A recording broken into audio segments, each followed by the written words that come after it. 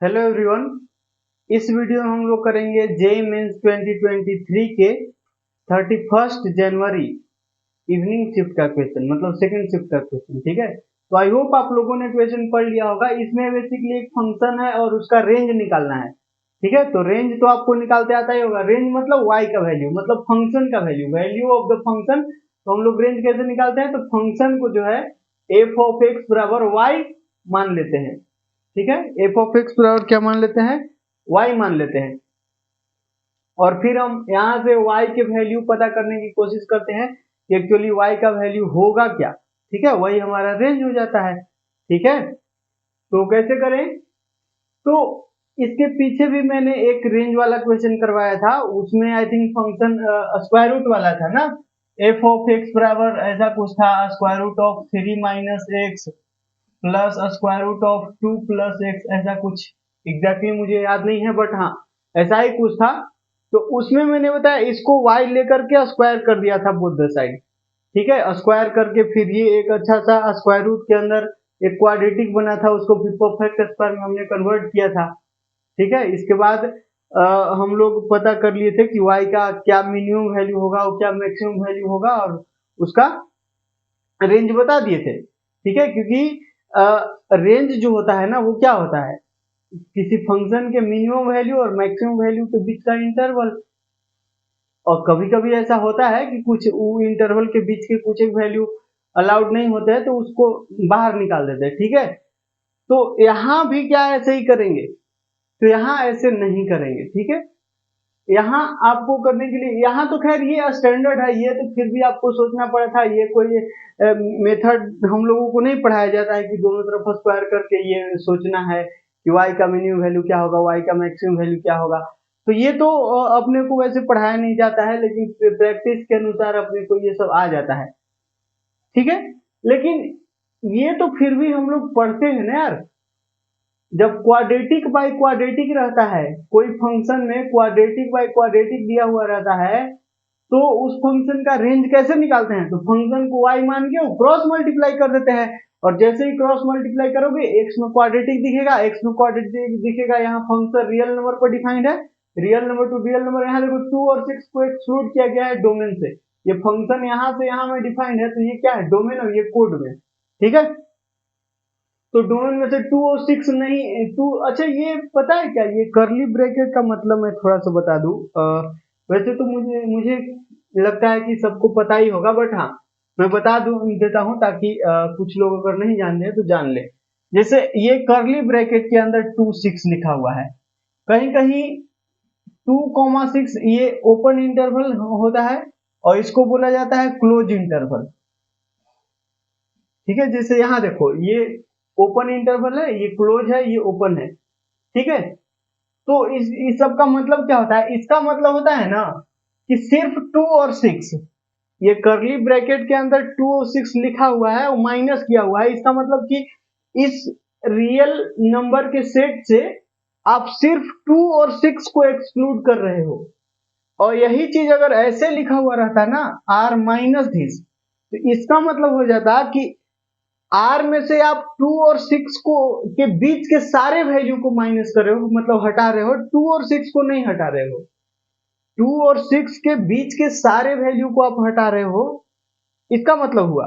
और यही ऐसे ही लिखा हुआ रहता, तो इसका मतलब कि 2 और 6 को तो हटा ही रहे हो, और 2 और 6 के बीच के सारे वैल्यूज को भी हटा रहे हो, इसका मतलब हुआ। समझ में आया, समझ में आया ना। और इसका मतलब क्या हुआ, कि इसका मतलब हुआ कि आप रियल नंबर के सेट से सिर्फ 2 और 6 को हटा रहे हो। 2 और 6 के बीच के सारे वैल्यूज इसमें रहेंगे, सिर्फ 2 और 6 मतलब 2 पॉइंट को एक्सक्लूड कर रहे हो इस रियल नंबर के सेट से। ठीक है, तो एक्सक्लूड आपको पता चल गया होगा कि क्यों किया जा रहा है, क्योंकि ये डिनोमिनेटर ये है, इसको फैक्टराइज करो, यही इसका रूट यही आएगा। क्योंकि फंक्शन का अगर डिनोमिनेटर 0 हो जाएगा तो ये नॉट डिफाइंड हो जाएगा ना फंक्शन। तो इसको अगर फैक्टराइज करोगे ना, तो ये 2 और 6 ही मिलेगा, देख लेना। इसको देखो फैक्टराइज करके, तो ये क्या है, x माइनस 2 और x माइनस 6 बार में नहीं टूटा है ना, क्योंकि ये एक्स स्क्वायर और ये minus 6x minus 2x minus 8x, और ये 2 6 जा 12। -2 इंटू -6 तो +12 होगा ना। तो देखा, मतलब x का वैल्यू अगर 2 रहेगा या 6 रहेगा तो दोनों ही पॉइंट पर ये फंक्शन नॉट डिफाइंड है, इसीलिए डोमेन से ही निकाल दिया गया, क्योंकि ये दिक्कत दे रहा है ना, फंक्शन को फिर डिफाइन नहीं होने देगा, इसीलिए एक्सक्लूड कर रखा है। तो इससे अपने को वैसे कोई मतलब नहीं है, बस इतना सा मतलब है कि ये फंक्शन क्या है, रियल नंबर के सेट पर डिफाइंड है।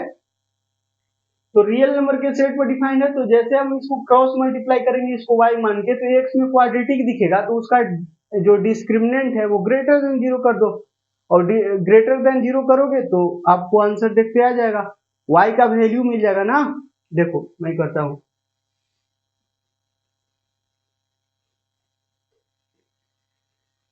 तो ये मेथड हम लोग पढ़ते हैं, ठीक ना।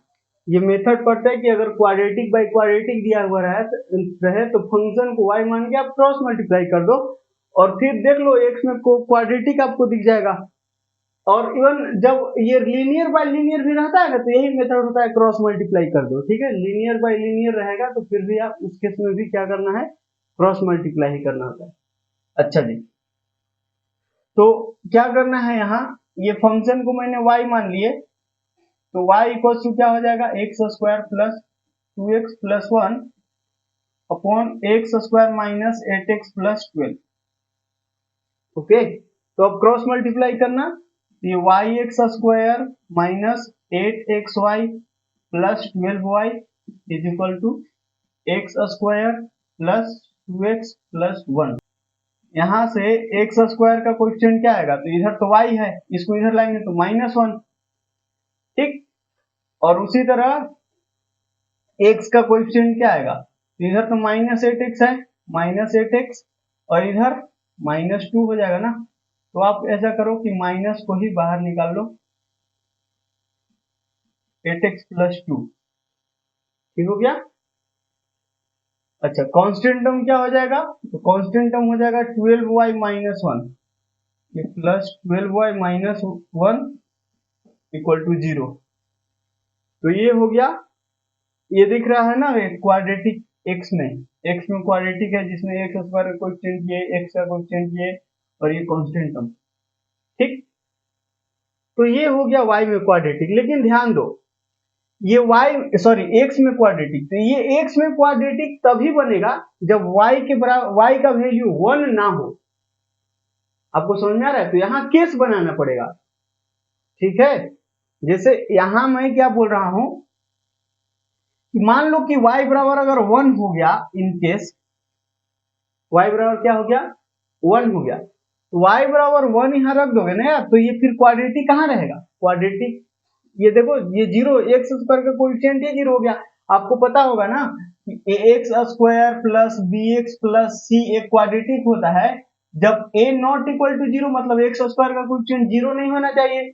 और जब आप y का वैल्यू 1 रख दोगे ना यार, तो उस केस में पता चलेगा कि क्वाड्रेटिक तो 0 हो गया, सॉरी क्वाड्रेटिक तो ये है ही नहीं, समझ में आया। तो आपको यहाँ केस बनाना पड़ेगा कि जब हम y बराबर 1 लेंगे तो x का वैल्यू क्या देगा, यहाँ y है ना यार, हाँ y है, क्योंकि x कॉमन लिए है ना। तो जब आप देखना पड़ेगा यहाँ कि y का वैल्यू 1 लोगे ना, तो x का वैल्यू क्या रियल नंबर आ रहा है, मतलब अपना डोमेन में आ रहा है क्या, वो आपको देखना पड़ेगा ना, ठीक है। तो y, चलो केस नंबर 1 हम ले लेते हैं यहीं पे। तो केस नंबर 1, केस नंबर 1, ये अगर y 1 हो गया तो फिर तो ये क्वाड्रेटिक नहीं रहेगा, तो फिर क्या होगा, y बराबर 1 करके देखो, तो यहाँ से -10x हो जाएगा ना, क्योंकि ये y 1 है, तो 8 to 10, तो ये माइनस भी है तो -10x, और प्लस ये 11 इक्वल टू 0। तो यहाँ से इसको राइट हैंड साइड लेके जाएंगे, 10x इक्वल टू 11 आ जाएगा, तो x इक्वल टू 11/10। तो क्या ये रियल नंबर है ना यार, ये 11/2 क्या है, एक रियल नंबर ही तो है, मतलब ये हम y का वैल्यू 1 ले सकते हैं क्या, y का वैल्यू आप 1 ले सकते हो, क्यों, क्योंकि y का वैल्यू 1 आप ले रहे हो, मतलब ये y का वैल्यू क्या है, ये होता है x का वैल्यू, ये होता है y का वैल्यू, मतलब ये y क्या होता है, इसका सबसेट होता है। रेंज जो होता है ना वो कोडोमेन का एक सबसेट होता है। मतलब y कहाँ से आता है, इसी में से तो। तो जब हम y का वैल्यू क्या ले रहे हैं, 1 ले रहे हैं, तो x का वैल्यू जो भी आ रहा है वो इस सेट में लाई कर रहा है। मतलब हम y का वैल्यू ले सकते हैं, ठीक ना। तो कहने का मतलब उल्टा सोचो कि जब हम x ऐसे फंक्शन है, ऐसे एक फंक्शन डिफाइंड है, ये r माइनस 2,6 है और ये r है, ठीक है। यहाँ से हमें फंक्शन डिफाइंड है, तो यहाँ ये x का वैल्यू, ये y का वैल्यू, तो यहाँ पर आप 11/10 रखोगे ना, तो यहाँ y का वैल्यू 1 मिल जाएगा। मतलब इस इनपुट पर आउटपुट मिल रहा है ना, तो जो आउटपुट मिल रहा है मतलब जो वैल्यू ऑफ द फंक्शन होता है वही तो हमारा क्या होता है, रेंज होता है। तो 1 भी हम ले सकते हैं, इसका मतलब कि वही चेक करना रहता है, ठीक है। तो 1 भी हम ले सकते हैं, समझ में आया। तो ये एक पहला केस हो गया, केस नंबर 1। और दूसरा केस आपको देखना पड़ेगा।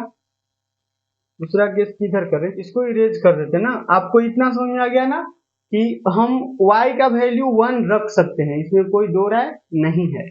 अच्छा जी, अब केस नंबर 2 देखते हैं। जब y को हम 1 नहीं लेंगे, y को अगर हम 1 नहीं लेंगे, इसका मतलब कि ये एक क्वाड्रेटिक फॉर्म करेगा। तो केस नंबर 2 जहां पर हम y नॉट इक्वल टू 1 लेंगे, y अगर 1 के बराबर नहीं होगा तो ये एक अच्छा सा क्वाड्रेटिक दिखेगा, ये एक क्वाड्रेटिक रहेगा। तो उस केस में आपको d greater than equal to 0 करना पड़ेगा, ठीक है। तो d क्या होता है, B square minus 4ac, discriminant ना, तो b क्या होता है, x का कोएफिशिएंट, तो इसका square minus 8x plus, sorry 8y यार, प्लस 2 का whole square, B square minus 4 into A होता है एक्स स्क्वायर का कोएफिशिएंट, तो y माइनस 1 है, इंटू सी क्या है, constant term 12y minus 1 equal to 0, sorry greater than equal to 0। ठीक हो गया। तो यहां करके देखो, इसको सॉल्व करना, तो स्क्वायर से तो ये माइनस खत्म हो गया, इसको उड़ाई दो, तो इसका स्क्वायर क्या आएगा, ये थोड़ा सा लेंदी लग रहा है ना, अच्छा कोई नहीं। 8 8 जा 64y स्क्वायर और प्लस 4, और ये प्लस ये 32y आएगा ना, ठीक है। और माइनस ये क्या क्या आएगा बताना, 4 टाइम्स ये 12y स्क्वायर और ये माइनस y और ये माइनस 12y, तो माइनस 13y आ जाएगा ना, माइनस 13y, और ये माइनस माइनस प्लस 1, ये 4 से भी अंदर मल्टीप्लाई कर ही दो, तो ये क्या आएगा 64, डायरेक्ट लिखे क्या 64, और यहाँ से 48, तो 48 वाई स्क्वायर, ये माइनस में ये प्लस में, तो 48 यहाँ माइनस करना पड़ेगा ना, क्या आएगा ये 6 और ये 1, तो 16 वाई स्क्वायर आएगा, क्या आएगा 16 वाई स्क्वायर।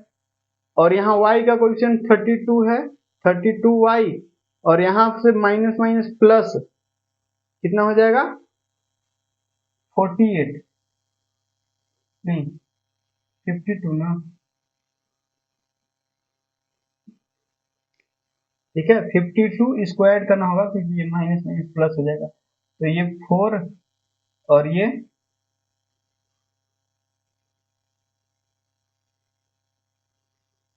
5 3 8, इतना y, ये प्लस में रहेगा ना।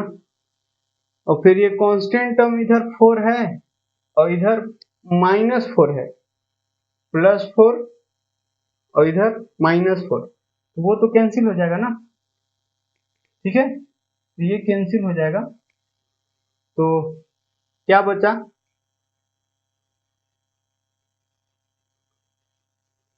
इसमें से भी कैंसिल हो रहा है ना, 4 से ये 4 4 जा 16 और 4 2 जा 8 4 1 जा, तो ये 4y², ये क्या हो गया, कॉमन भी ले लो, y कॉमन आ रहा है ना, तो y कॉमन आएगा, y कॉमन आ गया, तो ये 4y plus 21 greater than equal to 0। हाँ जी, ये हुआ। तो बस वेवी कर्व मेथड लगा लो। इसमें क्या है, यहाँ क्रिटिकल पॉइंट इसका तो 0 हुआ, इसका क्रिटिकल पॉइंट 0, इसका क्रिटिकल पॉइंट y का वैल्यू कितना रखना पड़ेगा, इसको 0 के बराबर कर दो तो -21/4, तो -21/4 लेफ्ट हैंड साइड आएगा, -21/4, और इधर कहीं 0 आएगा। तो अपने को ये ग्रेटर देन 0 चाहिए, मतलब प्लस माइनस प्लस, तो ये पॉजिटिव, ये वाला रीजन हमारा हुआ, ठीक है।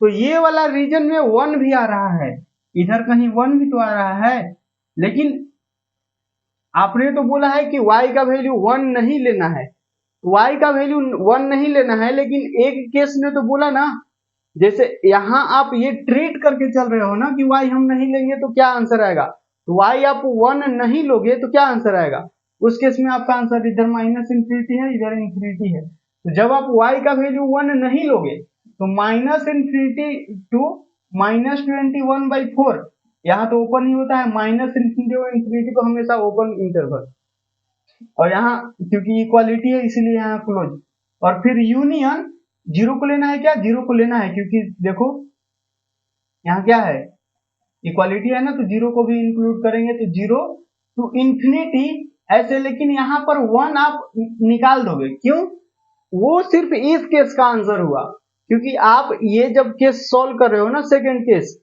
तो आप y को 1 के बराबर नहीं ले रहे हो, तो इस पर्टिकुलर केस का इतना आंसर आया। लेकिन सर सिर्फ हम इसी के बिहार पर आंसर थोड़ी देंगे, ठीक है। तो हमारा जो पहला केस था वो क्या बोला था कि आप y बराबर 1 ले सकते हो, इसमें कोई दिक्कत वाली बात है नहीं, समझ में आया, मतलब आप यहां से 1 को उड़ा दो, ये फाइनल आंसर क्या हो जाएगा, तो इसको उड़ा दो, इसको क्या कर दो, उड़ा दो, समझ आया ना। इस पर्टिकुलर केस का आंसर ये -1 करके आ रहा था, क्योंकि यहाँ पर आप केस बनाए ही हो, ऐसा ट्रीट कर रहे हो, ऐसा जरूरी नहीं है। जैसे उसमें हम क्या किए थे, जैसे पहला केस हमने मान के चला था कि हम क्या y बराबर 1 रख सकते हैं, तो वहां सही बात हो गया कि हाँ आप 1 रख सकते हो, क्योंकि x जो भी आया वो डोमेन के अंदर आया, मतलब x का वैल्यू आप फंक्शन के अंदर डालोगे, वो कितना आ रहा था 11/10, तो 11/10 आप जैसे ही फंक्शन के अंदर डालोगे ना, इस फंक्शन के अंदर, तो आपको फंक्शन का वैल्यू 1 मिलता हुआ दिख जाएगा, मतलब आप y का वैल्यू 1 रख सकते हो, मतलब फंक्शन का वैल्यू 1 रख सकते हो, तो वो रेंज में आएगा, समझ में आया, वो रेंज में आएगा। और ये तो हम ट्रीट करके चल रहे थे ना कि y 1 नहीं लेंगे तो क्या होगा, y 1 नहीं लोगे तो एक क्वाड्रेटिक बनेगा जिसका आंसर कुछ इस तरह का आएगा, इसमें आप 1 को एक्सक्लूड कर रहे हो, लेकिन ओवरऑल अपने को क्या करना है, अल्टीमेटली तो 1 हम ले रहे हैं ना, अल्टीमेटली तो हमारा फंक्शन 1 वैल्यू दे रहा है ना यार, एक किसी x के वैल्यू पर अपने को y, ये फंक्शन का वैल्यू 1 तो मिल रहा है ना, मतलब वो हमारा रेंज में आएगा, समझ में आया। तो यहाँ से हम 1 को उड़ा देंगे, तो हमारा आंसर जो होगा ना, यहाँ से आप 1 को उड़ा दो, तो आपका फाइनल आंसर क्या आ जाएगा, -infinity to -21/4 to union 0 to infinity, this is the final answer for this question. तो कौन सा ऑप्शन है, तो पहला ही ऑप्शन दिख गया क्या आपको, पहला ही ऑप्शन हो गया ना, -इंफिनिटी -21/4 यूनियन 0 टू इंफिनिटी, ठीक है। तो ये तो सिंपल क्वेश्चन था यार, बस थोड़ा सा हाँ यहाँ आपको हो सकता है, जैसे कई बार अगर y इक्वल टू 1 नहीं, या फिर ये क्वेश्चन मेरे ख्याल से जैसे बहुत लोग तो मैंने जो पहला केस किया ना वो तो करेंगे ही नहीं, डायरेक्ट दूसरा वाला केस करेंगे, तो उनको डायरेक्ट क्या आंसर निकालते आएगा, यही निकालते आएगा, क्योंकि वो y नॉट इक्वल टू 1 सोचेंगे ही नहीं, y नॉट इक्वल टू 1 सोचेंगे ही नहीं, डायरेक्ट d ग्रेटर देन 0 कर देंगे, तो आंसर तो यही आएगा ना, क्योंकि हम यहाँ y नॉट इक्वल टू 1 रखे थे, तब ना यहाँ पर एक्सक्लूड करने की सोच रहे थे। लेकिन आप y, बहुत लोग ये करेंगे ही नहीं, डायरेक्ट इसको सॉल्व करेंगे कि हाँ ये क्वाड्रेटिक बना, बस d ग्रेटर देन 0 करो और फिर ये आंसर आ जाएगा, तो ये सही भी हो जाएगा। लेकिन मैं आपको पूरा बताने का प्रयास कर रहा हूँ कि एक्चुअली इस क्वेश्चन को सॉल्व करने का सही तरीका क्या है। समझ में आया? तो this is the right way to solve this question. और इस क्वेश्चन का आंसर जो हो गया वो फर्स्ट ऑप्शन हो गया। तो बताना ये वीडियो कैसा लगा कमेंट करके। बाकी मिलते हैं नेक्स्ट वीडियो के अंदर नेक्स्ट पीवाईक्यू के साथ में। तब तक के लिए ऐसे ही बने रहिए हमारे साथ। Thank you so much, bye bye, take care.